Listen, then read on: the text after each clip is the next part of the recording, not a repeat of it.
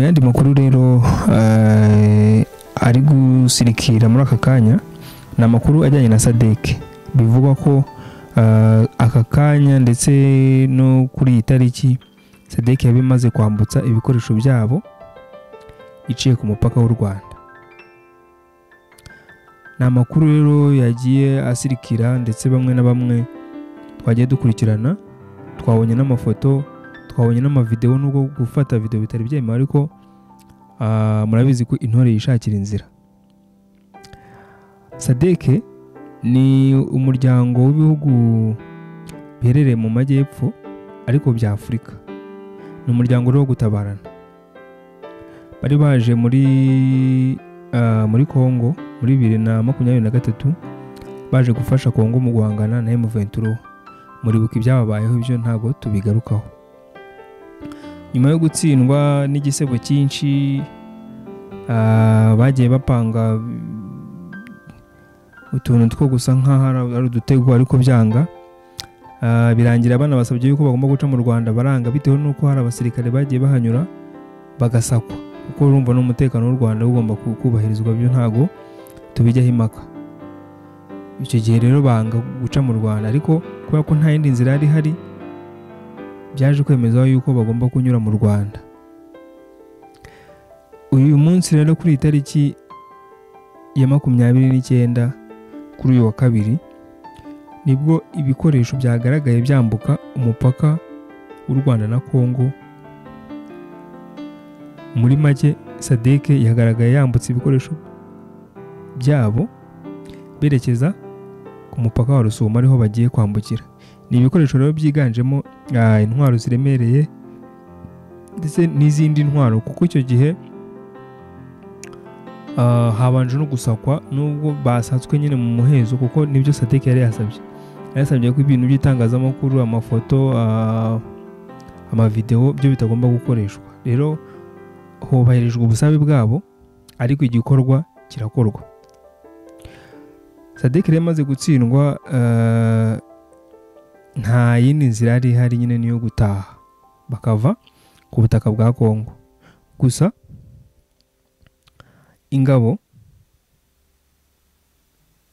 mu bigaragara ntago haramenyekana umubare w'abambutse cyangwa se w'abatashye, ariko nk'uko amakuru yagiye acaracara avugwa, baravuga ko hatashye abasirikare bake cyane ugereranyije n'abari bariyo. Hatashye abasirikare bake cyane, ubwo ni ukwibaza ngo se muri make SADC izava ku butaka bwa Kongo ryari? SADC yagiye ishinjwa kubangamira abaturage. Murabizi ko M23 n'abaturage b'abanyekongo bavuga ururimi rw'Ikinyarwanda ariko bahorwa uko bateye n'ururimi. Rero SADC yo yaje itajyamo hagati ahubwo irwanya abaturage bamwe na bamwe.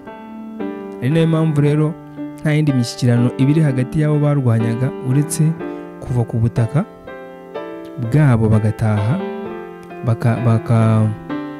bakareka abanyagihugu akaba aribo bikemura ibibazo byabo. Rero nta wundi mwanzuro wafashwe n'uyuko SADC nyine igomba kuva ku butaka bwa Kongo, abanyekongo bagasigara bikemurira ibibazo byabo. Rero hajya hakurikirwa n'ibintu byinshi. SADC M23 yagiye ishinja nyine kwica abaturage, kandi murabizi ko amakuru yagiye agaragara SADC ifatanyije n'ingabo z'u Burundi bagiye bahohotera. Hari abagiye bafatwa ku ngufu zibagashinjwa, nubwo ku mpande zose baba bashinjanya. M23 yashinja SADC ndetse n'ingabo z'u Burundi, abo nabo barashinja M23 ko ifata abagore ku ngufu ndetse ikica n'abaturage. Ariko ibyo byose bigomba kurangizwa no gufata imyanzuro y'uko SADC itaha. Rero nta yandi makuru aramenyekana kuko byakozwe mu muhezo, kuko ari byo byari byasabwe na SADC. Ariko icyo mwamenya nuko process yatangiye, inzira zo kuva mu butaka bwa Kongo zatangiye, kuko amafoto nyine yagiye agaragara ingabo ziri kwambuka zitaha. Reka rero batahe turebe aho ibintu byerekeza, kuko kano kanya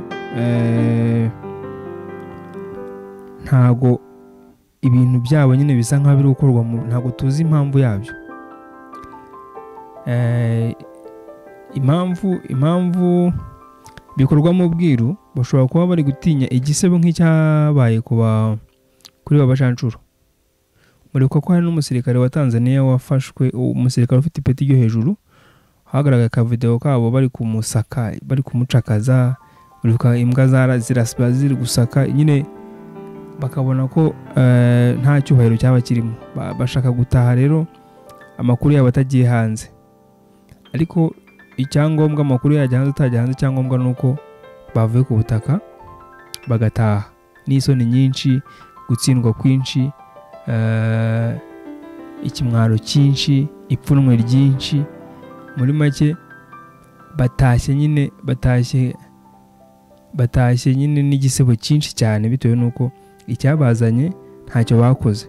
Rero n'andi makuru ubwo n'ubutaha bataha tuzakomeza tugenda tubibagezaho nk'uko bisanzwe.